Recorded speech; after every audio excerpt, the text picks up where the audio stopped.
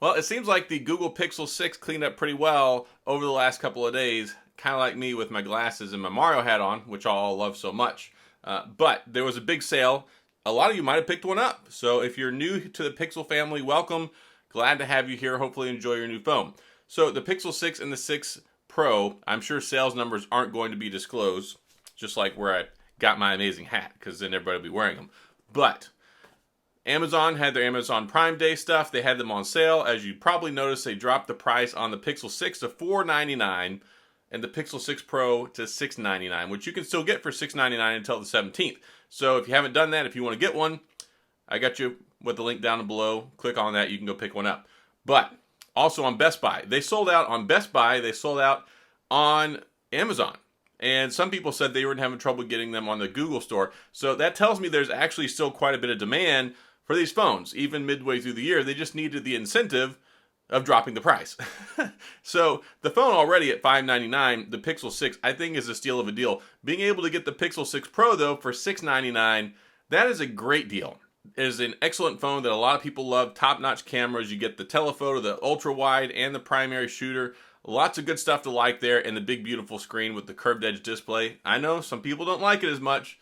I like the curved edge display. I think it's fancy. And it's also got the 120 hertz refresh rate on the screen. So if you are in the market to get a premium flagship smartphone, this may be the time to do it, because of course the Pixels, they do get 3 years of operating system updates, 5 years of security patches. So if you got a new one, some housekeeping, just to let you know, it has the Google Tensor chip in it, which means that Google kind of designed it and Samsung kind of made it. It's an interesting platform that they made, but it's optimized. And the way they put and customize the cores, it's supposed to enhance the AI stuff, the algorithmic-based computational photography, all that crazy stuff, to make it to where it can take even better pictures than ever before.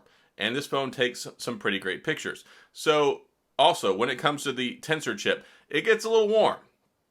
Now, not like 4-alarm fire gonna burn up in your hand, but give it about a week. Here's the thing, two things. One, if you experience some heat, it's going to be probably normal in the first day. And I could say this about any phone. This isn't just a specific to the Google phone. All of these new phones with these high-powered processors, the first 24 to 48 hours, you're not going to get great battery life because you're going to be installing a bunch of stuff. You're going to be transferring files over, getting it set up. The phone is rapidly trying to learn your habits and things like that. It'll tell you when you look at the battery that it's still learning. So it's not going to learn your habits and optimize the battery till about 5 to 7 days after you get the phone. So if after about a week, if you have heating issues, if the phone gets really hot, if you're having some significant battery drain, that might be something to address then. But I've had some people that go, oh, I got it, and the day I got it, it was super hot and the battery was draining. Like, well, you're doing the most stuff you're ever going to do on your phone the first day until you get it. You buy it, you transfer your stuff over, you're downloading stuff, you're running apps, you're updating things. It's a lot. So just letting you know. The other thing is updates are really slow. Now, not timeliness, usually. The first of every month is when we get our Pixel monthly security update. And every quarter we get a feature drop where we get new features for the phone. That's cool. However, it does a running install while you're using the phone. So it's not something that shuts down the phone, starts the installation process. You can still use the phone while it's doing it. But it does take a while. Like it can take 30 minutes, it can take an hour. Don't be surprised by that. But either way, just to let you know, those are kind of some housekeeping things. But otherwise, I think that it did well. And I think there was a lot of pent-up demand because people had their debit cards ready to buy the Pixel 6a that's coming out for pre-order on the 21st. And then this guy got dropped to $499, only $50 more than the Pixel 6a. And I have talked ad nauseum about how I think it's a poor decision for the Pixel 6a to be $449. I think the timing's good. I think what they're offering is good. But I have concerns because the Pixel 6 is $599. And then you put it on sale a week and a half before the Pixel 6a launches. So a lot of people that were probably going to pick up the Pixel 6a on launch day probably said, screw this, I'm going with the Pixel 6 because you get a bigger screen, you get more RAM, you get a better camera set up on the back, you get this 90 hertz refresh rate. There's some neat little things that the Pixel 6 has that the 6a doesn't. Now, I know people are still excited about the 6a. They want to have that smaller form factor. I do wish that Google didn't completely abandon the smaller form factor.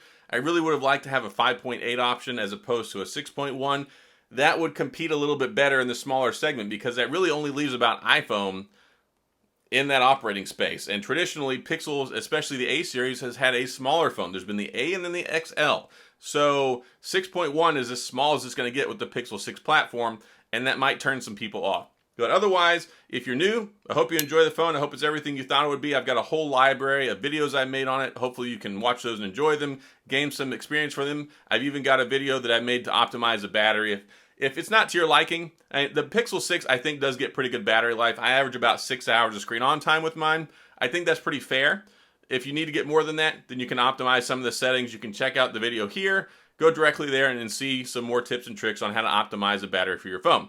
Also, you got 5G. That may be something new to you, so you'll have signal and service for 5G.